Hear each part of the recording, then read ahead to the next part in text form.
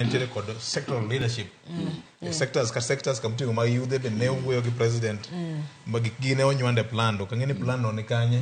mano penjo president owacho gimoro ma ngima mokalo mokwongo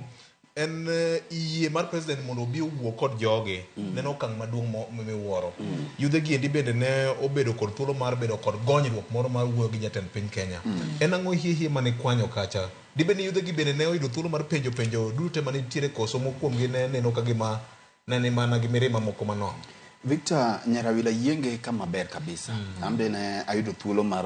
donjo kacha. Kata doko ni samoro ochandi kibuok matin to donjo tek. But kabire kanyo yie mondo mi acknowledge achiel kuom jodongo mosebed ka winjo ahinya Peter Midamba.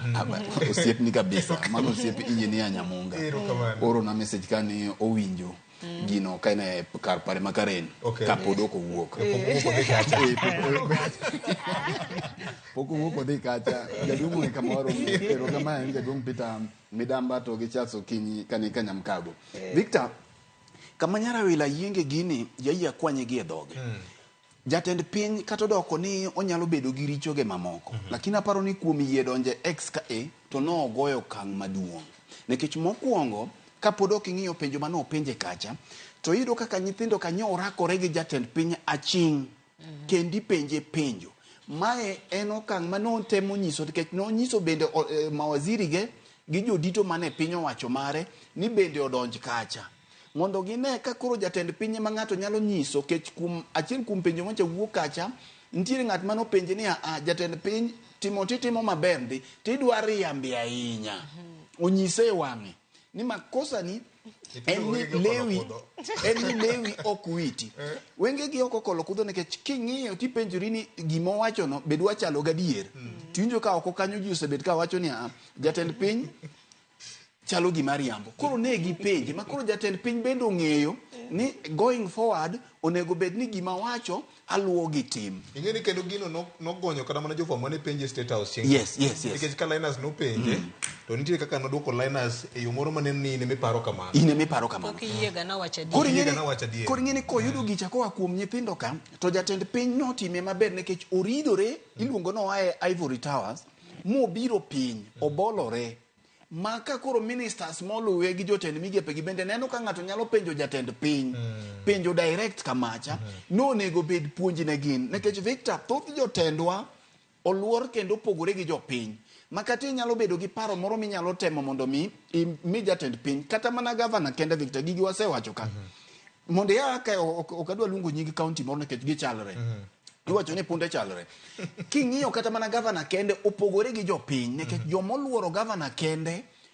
obiro dino ni mokin kata in gi paro moro kata intiere gima inyalo dwaro mondo mitim ne jopiny kata paro minyalo somo county ok inyal chopi ipenji ni to in gang'o ma ng'at monego bed ni teri ire mondo ichwal wach cha osejuogi gika koro miyo nyithindo gima samoro duto te ok nyal di State House kendo nyithindo kanotimo gima ber nikech ne giwacho ni gionge gi jatelo koro dine giyiene gin gi jatelo to nidhi kwan jotelo moko masanja tiluongo State House kacha giwacho ni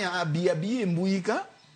kama wantiere mar ariyo gima chielo manyocha ne ichaki ipenje ka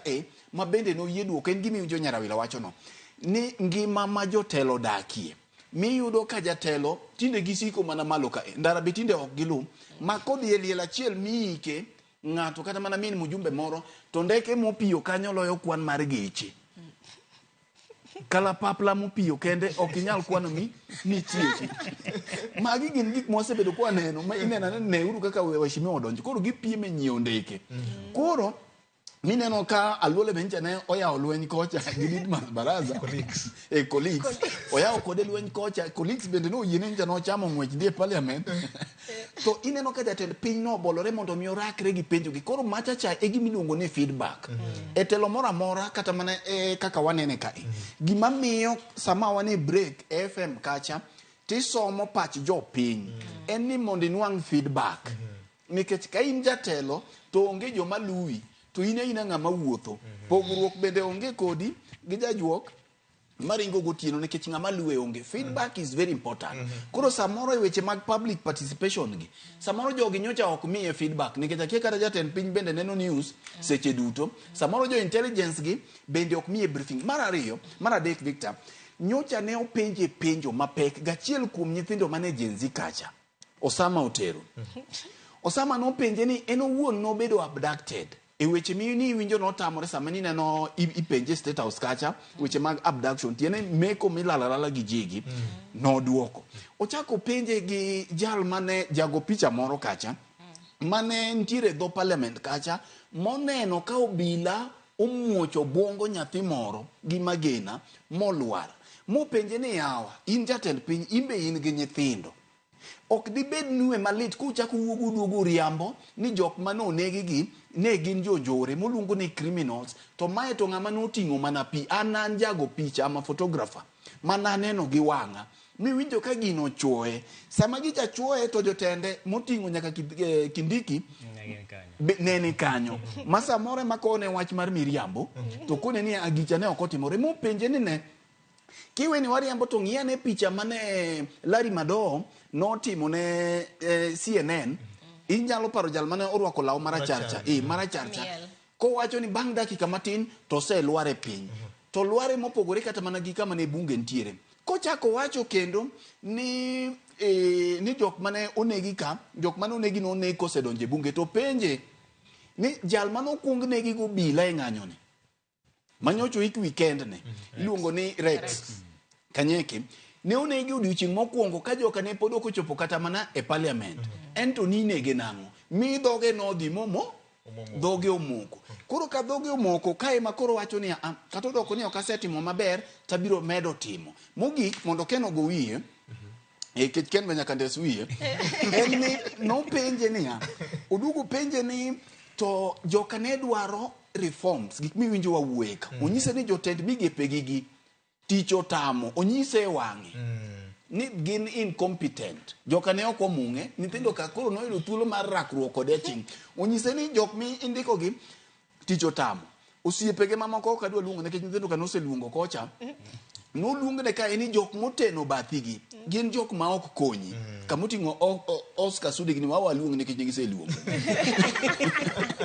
kamoting'o Oscar Sudi gini ipenje to jok machalo Karen Nyamo gini value mane magi ade parliament nikech samoro gitimo mana cat walking gi gik mamoko gi ma ipenje ni to jotend migepe gi medo hinyo chunywa nikech giwuoyo gi arrogance giwuoyo ka githiano maka nonyise miyudo ka Kimani Chungwa gini gi jok mamoko nyithindo kae mane wacho ni wuoyo ka thiano to kaka githiano nwa hinyo chunywa emomiyo wawuokie ndara kora paro ni kacha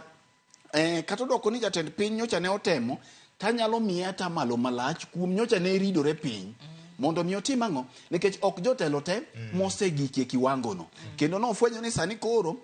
kata jok masume paro be nyaka koro tang' nikech ging'eyo ni po nono ok gisume paro mochomo kare to jatend piny biro dhi kocha to biro romo gi information no direct erokamano Ken koro gane wiye